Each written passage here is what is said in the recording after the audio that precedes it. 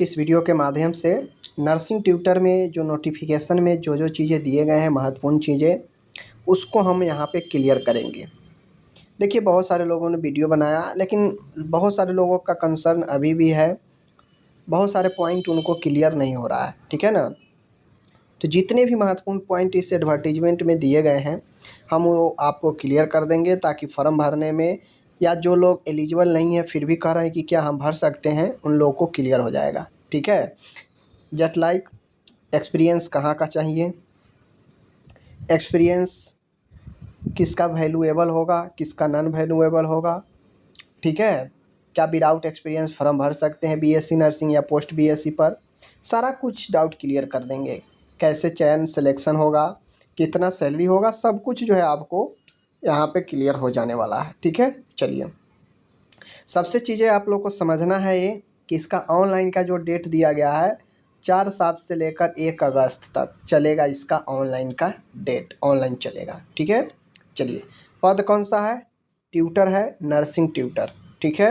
चलिए, इसका जो यहाँ पे रखा गया है, पद का नाम पता है, नर्सिंग ट्यूटर है, और इसका जो सैलरी है वो ग्रेड पे 4800 है, ठीक है। और लेवल 8 का है। स्टाफ नर्स का लेवल 7 का है और इसका लेवल 8 का है। स्टाफ नर्स का ग्रेड पे 4600 है, इसका ग्रेड पे 4800 है। अगर स्टाफ नर्स में सैलरी स्टार्टिंग सैलरी 70,000 अगर मिलेगी, तो यहाँ पे सैलरी जो है आपको 80,000 90,000 मिलेंगे, ठीक है। स्टार्टिंग सैलरी का मैं बात कर रहा हूँ, यानी 10 से 15,000 20,000 रुपये एक्स्ट्रा मिलेंगे स्टाफ नर्स से यहाँ पे, ठीक है। चलिए, ये बातें हो गई। सबसे महत्वपूर्ण चीज़ें शैक्षणिक योग्यता का जिनको समझना है यहीं पे समझना पड़ेगा। देखिए, मान्यता प्राप्त संस्थान से इंडियन नर्सिंग काउंसिल नई दिल्ली द्वारा समय समय पर जो अवधारित अवधि है, उसमें एमएससी, देखिए एमएससी या बीएससी नर्सिंग, चाहे आप एमएससी नर्सिंग कर रखे हैं या बीएससी नर्सिंग कर रखे हैं, अथवा diploma in nursing education and administration, यानी एक डिप्लोमा होता है जिसमें नर्सिंग में एजुकेशन और एडमिनिस्ट्रेशन के बारे में पढ़ाया जाता है। अब बहुत लोग इस डिप्लोमा को जोड़ देंगे, क्या जीएनएम बोल रहा है, तो नहीं, जीएनएम नहीं है, ठीक है। ये एक अलग डीएनईए का एक अलग कोर्स ही होता है, ठीक है। में उत्तीर्णता के साथ 2 वर्षों का व्यावसायिक अनुभव, प्रोफेशनल एक्सपीरियंस तथा तत्संबंधी प्रमाण पत्र रहना आवश्यक होगा। देखिए, चाहे आप एमएससी किए हैं, चाहे आप बीएससी नर्सिंग या पोस्ट बेसिक बीएससी नर्सिंग या diploma in nursing education and administration course किए हैं, कोई भी कोर्स किए हैं, कोर्स के साथ में 2 वर्ष का अनुभव आपको होना चाहिए, उसका जो है लेटर एक्सपीरियंस का होना चाहिए, तभी आप फॉर्म डाल पाएंगे। अगर सीधा आप बीएससी नर्सिंग कर रखे हैं, एमएससी नर्सिंग कर रखे हैं, आपके पास अनुभव नहीं है, तो आप अप्लीकेबल नहीं है, एलिजिबल नहीं है, इतना बात ध्यान में रख लीजिए आप, ठीक है। चलिए, अब यहाँ पे आती है, आप लोग स्टाफ नर्स में भी देखे होंगे सुइटेबिलिटी लेटर आईएनसी का, वहाँ भी मांगा गया था जो बाहर से कोर्स किए थे, यहाँ भी सुइटेबिलिटी लेटर मांगी गई है। बट यहाँ पे एक चीज़ें जो है यहाँ पे लगा दिया गया है, जो अभी फैसला अभी पेंडिंग है, कोर्ट में अभी लंबित है मामला, कोर्ट में जो आदेश दिया था उसको यहाँ पे लिख दिया गया है, ठीक है ना। यहाँ पे जो है आपको चिपका दिया गया है कि अभी अगर आईएनसी से आप किन्हीं का नहीं है, बाहर से किए हैं, आईएनसी नहीं है, वो भी अप्लाई कर सकते हैं, जिनका बीएनएससी में रजिस्ट्रेशन नहीं है। वो यहाँ पे देखिए, 7 बिहार परिचारिका निबंधन परिषद पटना से निबंधित रहना भी अनिवार्य होगा। लेकिन यहाँ पे कह दिया गया है, जो नोट्स था ना, वो नोट्स को यहाँ पे लगा दिया गया है कोर्ट में जो ऑर्डर था, यानी अभी अप्लाई बाहर वाले भी कर सकते हैं। आपसे अभी बीएनआरसी मैंडेटरी नहीं है, ठीक है ना, आपसे अभी आईएनसी सुइटेबल लेटर मांगा जाएगा मैंडेटरी, अप्लाई आप लोग कर सकते हैं ए बिहाफ ऑफ जो अभी कोर्ट में सुनवाई हुई थी उसके अकॉर्डिंग। लेकिन इन्होंने जो नोटिफिकेशन है ऊपर में वही सारे शर्त को रखे हैं जो पहले रखे थे, लेकिन कोर्ट ने चूँकि ऑर्डर दे दिया है तो उसको जो है यहाँ पे नोट्स में इन्होंने लगा दिया है कि ऐसा ऐसा होगा। लास्ट चयन परीक्षा फल जो है कोर्ट के अधीन ही होगा, ठीक है। चलिए, ये सारे चीज़ समझ गए आप लोग। अब आप नीचे आएंगे तो नीचे पद भी समझ लीजिए। टोटल 498 पदों पर बहाली है। 498 में से 170 पद फीमेल के लिए रिजर्व है, 170 पद, ठीक है, ध्यान दे दीजिए। 328 पद जो है ओपन हो जाएगा, मेल और फीमेल सबके लिए, समझ रहे हैं। यूआर का है, इधर ईडब्ल्यूएस का है, इधर अपना अनुसूचित जाति, अनुसूचित जनजाति, अत्यंत पिछड़ा वर्ग, पिछड़ा वर्ग, पिछड़ा वर्ग की महिला, ये सब का अपना कैटेगरीज वाइज दे दिया गया है, समझ रहे हैं। चलिए, आयु की गणना 1/8/25 की जाएगी। न्यूनतम 21 वर्ष होनी चाहिए। अनारक्षित के लिए 37 वर्ष, अनारक्षित महिला के लिए 40 वर्ष, पिछड़ा वर्ग, अत्यंत पिछड़ा वर्ग, पुरुष या महिला 40 वर्ष, SC ST पुरुष या महिला 42 वर्ष। ये हो गया एज, ठीक है। अब यहाँ पे आपको मैं एक चीज़ बता दूँ, एक बार ध्यान दीजिएगा आप लोग कि सारा चीज़ जो है यहाँ पे दिए गए हैं। अब एक महत्वपूर्ण चीज़ें जो सभी लोगों को कन्फ्यूजन है उसको मैं दूर करना चाहता हूँ कि एक्सपीरियंस जो है किसका काम देगा, ठीक है ना, एक्सपीरियंस किसका काम देगा। उससे पहले आप लोग का जो फर्म का चार्ज है सेम जो आपको स्टाफ नर्स में लग रहा था यहाँ भी लग रहा है, 600 रुपये। जनरल EWS पिछड़ा वर्ग, अत्यंत पिछड़ा वर्ग 600 रुपये। अब बिहार राज्य के अस्थायी निवासी है, SC ST है 150 रुपये। अब बिहार राज्य के अस्थायी निवासी है, आप आरक्षित या अनारक्षित किसी भी महिला है, महिला को 150 रुपये। आप बिहार राज्य से बाहर के हैं, चाहे आप पुरुष है, महिला है, SC है ST है, बाहर से हैं, 600 रुपये आपको लगेंगे। तो ये हो गया आपका शुल्क, ठीक है। अब चयन की प्रक्रिया में महत्वपूर्ण चीज़ें हैं। देखिए, CBT एग्ज़ाम होगा 75 नंबर का, यानी क्वेश्चन तो रहेगा 100 ही, लेकिन वो मार्क्स जो होगा 100 के बराबर 75 का ही होगा। 25 नंबर आपके मिलेंगे यहाँ पे एक्सपीरियंस का। यहाँ पे एक्सपीरियंस कौन सा चाहिए? कार्य अनुभव प्राप्तांक बिहार राज्य के अंदर अवस्थित सभी सरकारी और गैर निजी, गैर निजी का मतलब निजी मतलब प्राइवेट, और गैर निजी मतलब नॉन प्राइवेट।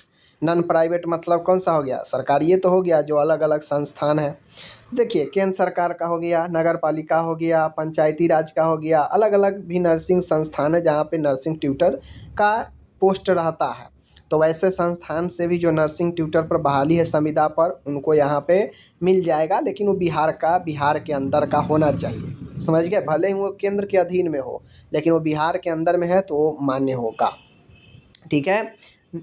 नर्सिंग शैक्षणिक संस्थानों में संविदा के आधार पर ट्यूटर के पद पर संतोषजनक कार्य अनुभव के लिए प्रतिवर्ष 5 अंक, अधिकतम 25 अंक, ठीक है।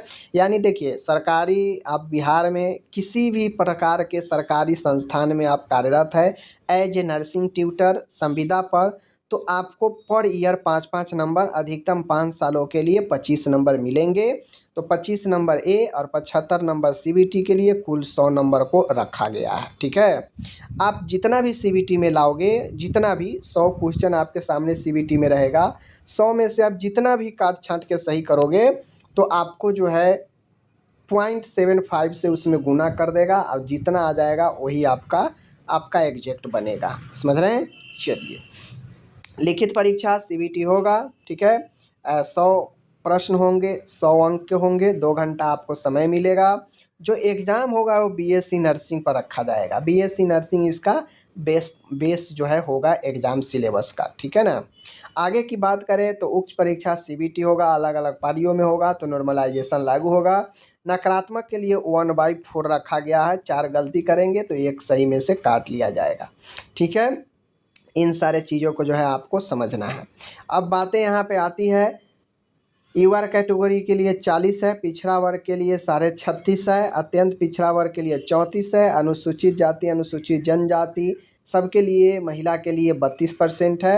ये न्यूनतम अहर्ता रखा गया है, ठीक है। प्रतियोगिता परीक्षा में अभ्यर्थी को अपने कोटि के अनुसार न्यूनतम अहर्ता प्राप्त नहीं होने पर अभ्यर्थी का कोई भी दावा मान्य नहीं किया जाएगा। यानी आपके कैटेगरी में जो यहाँ पे दिया गया है न्यूनतम, ये जो दिया गया है, अगर आप इतना नहीं लाते हैं तो आगे आपका कोई दावा मान्य नहीं होगा। यहाँ तक कि आप संविदा पर भी कार्यरत है और अगर आपने मिनिमम एक कट ऑफ नहीं पार कर पाते हैं तो आपको आगे कुछ नहीं होगा, ठीक है। चलिए, इन सारे चीज़ें हैं। देखिए, कोई भी डॉक्यूमेंट हो, कोई भी अनुभव हो, कोई भी डॉक्यूमेंट हो, यह सब के सब 4/7/2025 तक के तिथि का ही जो है ली जाएगी। समझ गए। कार्य अनुभव की गणना 4/7 जो फॉर्म स्टार्ट होने का डेट है वहीं तक लिया जाएगा। सारे डॉक्यूमेंट आपको जो होता है, सारे डॉक्यूमेंट जो पढ़ाई लिखाई अनुभव का है वो सब आपको जो है, जो फॉर्म भराने का लास्ट डेट है वहाँ तक का आपको वैलिड डेट के साथ होनी चाहिए। उससे आगे अगर आपका रिजल्ट पेंडिंग वगैरह है तो आप फॉर्म मत भरिएगा, कुछ नहीं होने वाला है। ठीक है, चलिए ये सारा चीज़ है यहाँ पे। अब यहाँ पे फॉर्म में आपको ये सारा चीज़ जो है अपलोड करना है, ध्यान दीजिएगा। ठीक है, और जो जो महत्वपूर्ण चीज़ें था मैंने बता दिया। देखिए यहाँ पे बिहार परिचारिका निबंधन परिषद से औपबंधिक रूप से निबंधित अभ्यर्थियों को दस्तावेज सत्यापन के समय अंतिम निबंधन पत्र प्रमाण पत्र देना अनिवार्य होगा। संविदा के आधार पर नियोजित अभ्यर्थी से विज्ञापन कंडक्टना में प्रमाण साक्ष्य विज्ञापन कार्यालय आदेश का आदि का मांग आयोग द्वारा किया जा सकता है। जब आप संविदा पर कार्यरत है, आप किस एडवर्टीजमेंट के थ्रू आप काम कर रहे हैं संविदा पर, वो एडवर्टीजमेंट दिखाना पड़ेगा प्रूफ के तौर पर। ठीक है, ये सारा चीज़ें हैं, आप लोग उम्मीद है समझ गए होंगे। रही बात यहाँ पे कुछ महत्वपूर्ण चीज़ें का, तो मैं आपको यहाँ पे बतला देता हूँ। आप डॉक्यूमेंट वही अपलोड करेंगे जो डॉक्यूमेंट आपको मांगा जाएगा वेरिफिकेशन में। ऐसा नहीं है कि अभी अपलोड कुछ और कर दीजिएगा, वेरिफिकेशन में आप कुछ और ले जाएंगे, तो ऐसा नहीं चलने वाला है। ठीक है ना। नीचे आप आते हैं तो जब नीचे आप आएंगे तो सारा चीज़ अपलोड करने में, तो ये देखिए एक्सपीरियंस का यही आपका जो है लेटर, संस्थान के लेटर हेड पर आपको ए फॉर्मेट में, इसी फॉर्मेट में जो जो फॉर्मेट मांग रहा है, जैसे ज्ञापांक दिनांक सारा डिटेल्स इसी प्रकार से आपको लेटर हेड पर टाइप होना चाहिए, और लास्ट में यहाँ पे हस्ताक्षर मुहर कार्यालय का सब कुछ होना चाहिए। ठीक है, तो इस प्रकार से आप जो है इस आवेदन कर सकते हैं। एक अच्छा अपॉर्चुनिटी बीएससी नर्सिंग वाले को लगातार मिल रहा है, तो आप लोग ज़रूर इसे जो है लगाइए। ठीक है, धन्यवाद।